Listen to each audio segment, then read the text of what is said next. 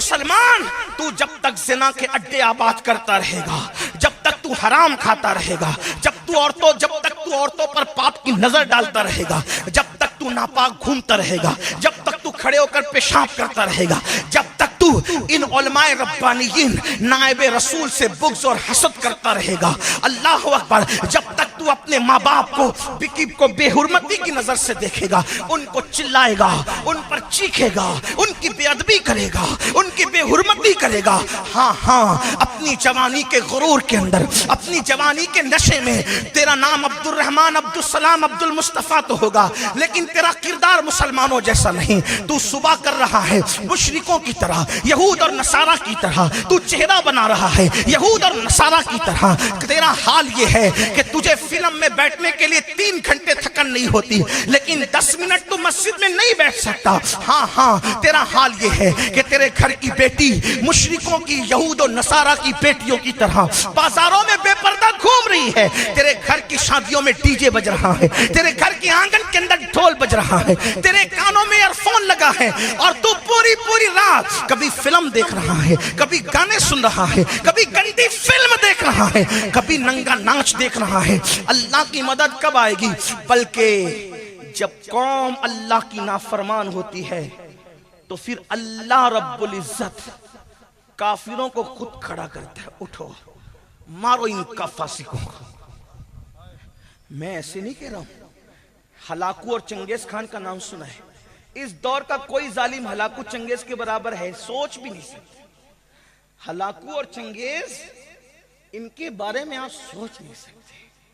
Hulagu چنگیز نے جب مسلمانوں پہ حملہ کیا ہے، کئی دنوں تک دجلہ میں پانی نہیں صرف خون نظر آتا، دریا میں خون نظر آتا، اور سر مسلمانوں کی کھرپڑیوں میں شراب پیتے تھے وہ لوگ۔ لائبریریاں انہوں نے جلا کر کے پانی میں بہائی تھی۔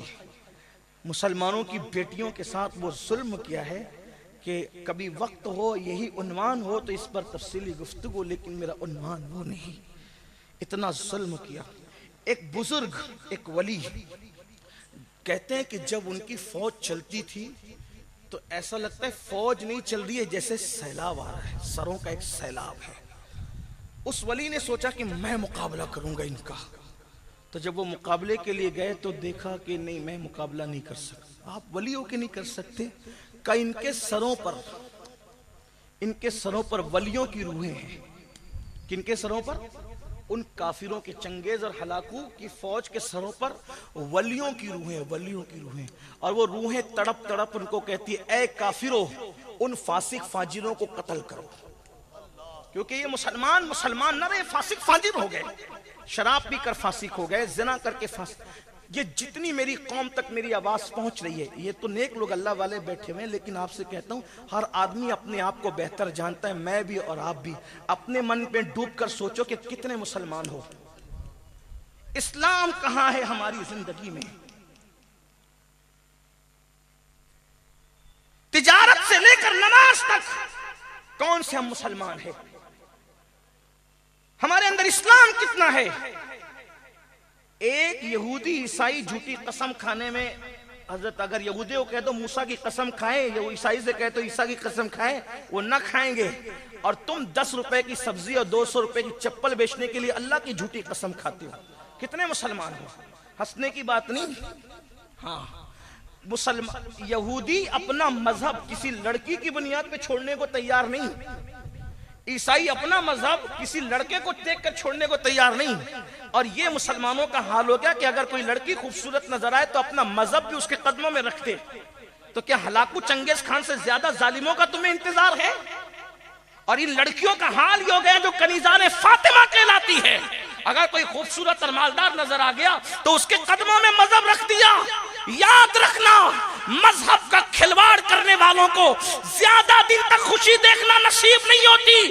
اگر کوئی بیٹی کسی خوبصورت اور مالدار کے چرنوں میں مذہب کی قربانی اور بلی دے رہی ہے تو ایک دن اس پر وہ آئے گا کہ وہ چھوڑ کر کے بھاگے گا، اور پھر مذہب اسلام بھی اس کو پناہ نہیں دے گا، اور وہ در در بھیک مانگنے پہ مجبور ہو جائے گی، عبرت کی موت مرنے پہ مجبور دور ہو جائے گی. اور ایسا ہی ان لڑکوں کا حال ہے جو حسن پر، جو دولت پر، جو طاقت پر ان کے قدموں میں آج اپنا مذہب قربان کرنے ہیں. نادان، ایمان اور اسلام اس دولت کا نام ہے.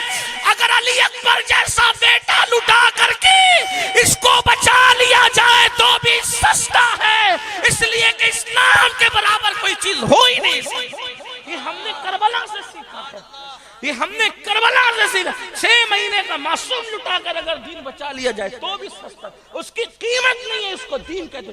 تم لڑکے اور لڑکیوں کے قدموں پہ دین قربان کر رہے ہو. تو یہ ان ظالموں جیسا تو ہم سوچ بھی نہیں سکتے. مگر وہ ظالم آئے کیوں تھے؟